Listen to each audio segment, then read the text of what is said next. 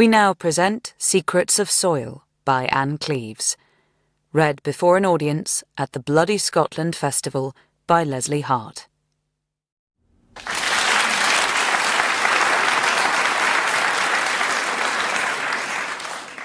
The phone call from my father woke me from a deep sleep. It was past midnight, and my first thought was that my mother was dead. She'd been ill for a while. "Willow, you need to come." A pause. "Please." He'd lived in North Uist for 30 years, but hadn't lost the posh voice. He'd never asked for my help before. "Is it Lottie?" We Balranald kids had been taught to call our parents by their first names, one of the many things that set us apart. "No, not Lottie." Another hesitation. "Just come. Get the first plane to Benbecula. I'll meet you there." Peter was waiting in the airport building, thin as a scarecrow, with long grey hair. Looking at his face, I saw how similar we were. In 30 years, I'd have the same bony face, and my hair was already dry as hay. We drove across the causeway to North Uist.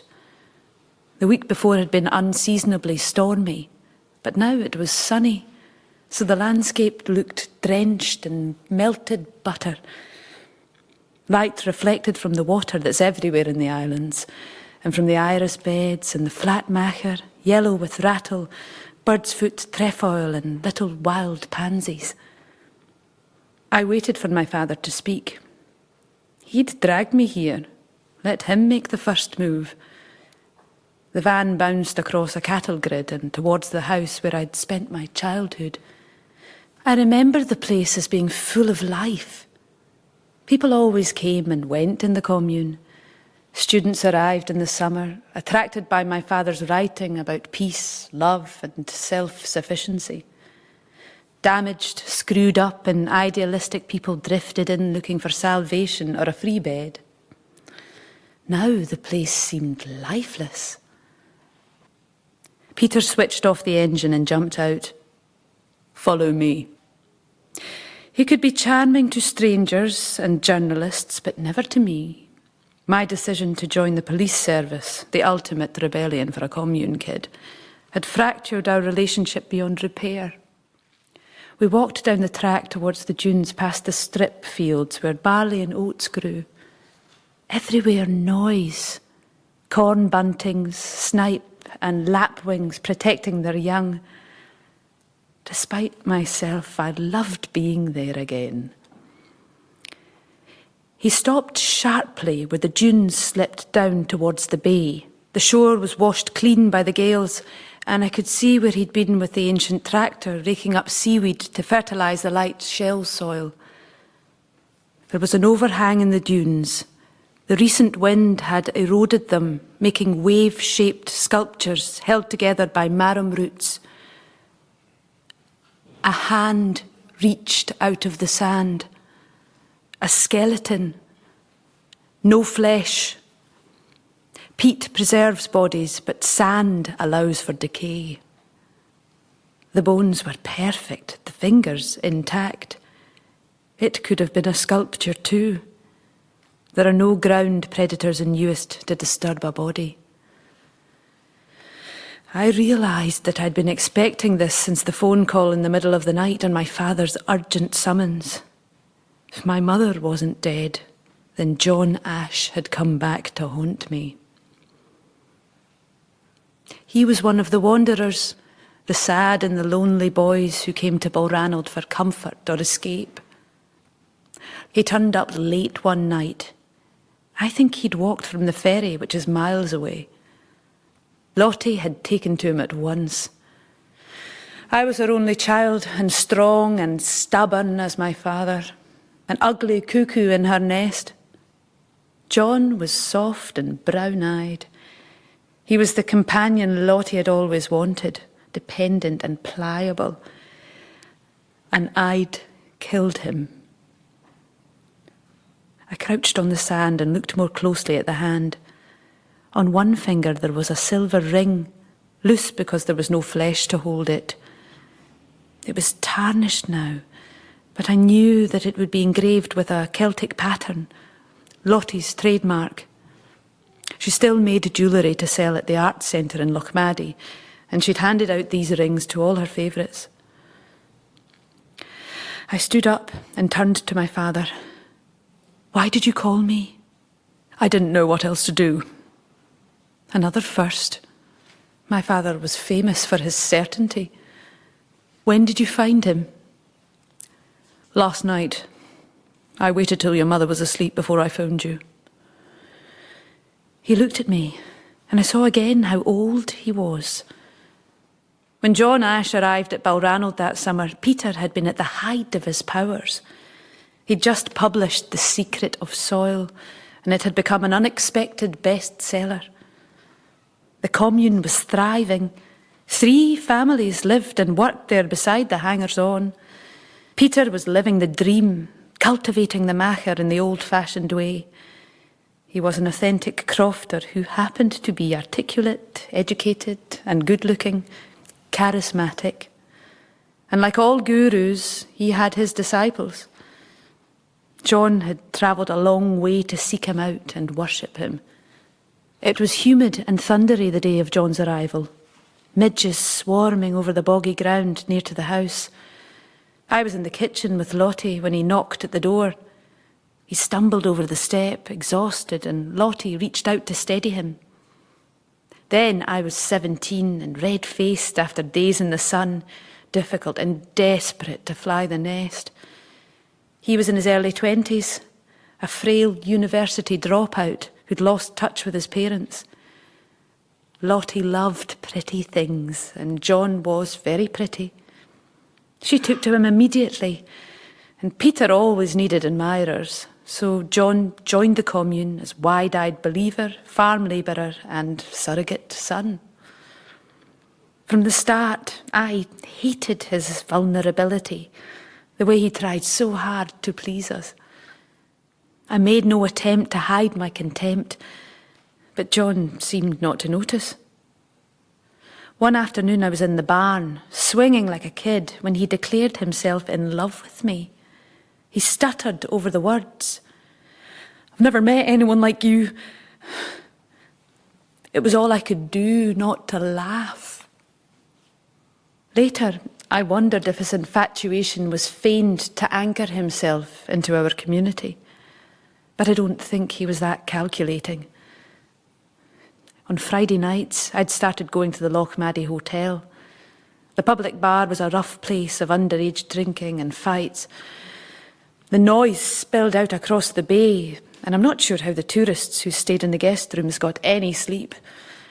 John hated it, but sometimes he tagged along, an irritating shadow. One evening in late summer, there was live music, and the place was heaving before we arrived. Donald, the butcher's son, was already steaming. When I went to the bar, he put his arm around me and tried to kiss me. If I'd been alone, I'd have sworn and pushed him away, but suddenly I wanted to hurt John, to humiliate him. So I pulled Donald to me and kissed him again, very hard. The whole room cheered. "I think we should go," John said. "I'll phone Peter for a lift." "Go yourself." I stroked Donald's cheek. I knew that John wouldn't dare ask Peter to fetch him unless I was there too. Let him walk. I carried on drinking and flirting and laughing with the rest of the crowd. Donald offered to drive me home. He was with some other boys and they all piled into a second car. Donald sobered up a bit when we got outside and we set off first. All the way down the road, the 2 cars chased and jostled, flashing their headlights and hitting their horns. Bored young men desperate for any excitement they could get. We were almost at Balranald when we saw John walking ahead of us. As we passed him, Donald wound down the window to jeer, and I joined in. I didn't see what happened next. We were already round the corner near the cattle grid that led to our house. There was a horrible screech of brakes behind us, shouts. Donald stopped too, and I got out and began to run, but not towards the scene of the incident, in the other direction. Home, panicked and ashamed. We never saw John again.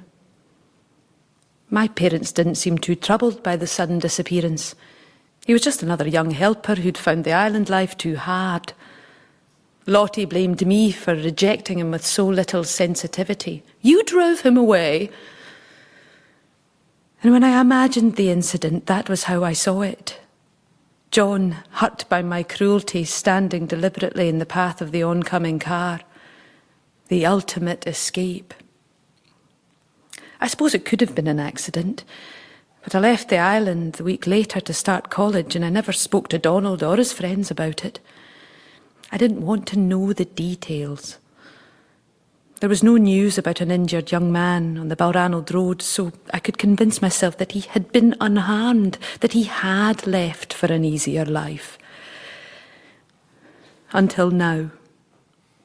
Until the wind cut into the dunes and exposed his grave. What should we do? What you should have done as soon as you found him, I said. Call the police. I've already done that. Peter looked at me strangely, and I thought he knew more about John's disappearance than he'd let on at the time. Of course, there would have been rumours. It's impossible to keep secrets in the islands. I called you. Tell the local police. I stood up, my feet slithering through the soft sand. He might have a family. He deserves a proper burial. Will they be able to identify him? Probably. Dental records. And the ring will link him with Lottie. And the soil, I thought, would tell its own story. There might be a belt buckle, buttons, hair. My father looked at me. What will you do? What I should have done then? Tell the police what I know. He frowned. Seems pointless, this digging around in the past. Then I saw I'd been wrong about John's disappearance. The boys who'd knocked him down would have left him where he was. They wouldn't have bothered to haul his body down the track to the dunes. Once they'd realised he was dead, their instinct would have been like mine, to run. Peter had heard the racket that night and gone out to investigate. He'd buried John in the sand, a way of saving Balranald's reputation. I didn't see what happened, I said. I wasn't in the car that hit him, and I won't speculate. It was the most I could promise. My father turned away, and I saw, as a sudden revelation, that he'd hidden John Ash to protect me, not himself. He must have cared about me after all in those strained days of my adolescence. I reached out and touched his shoulder, then walked off through the yellow light and the bird song to make the call.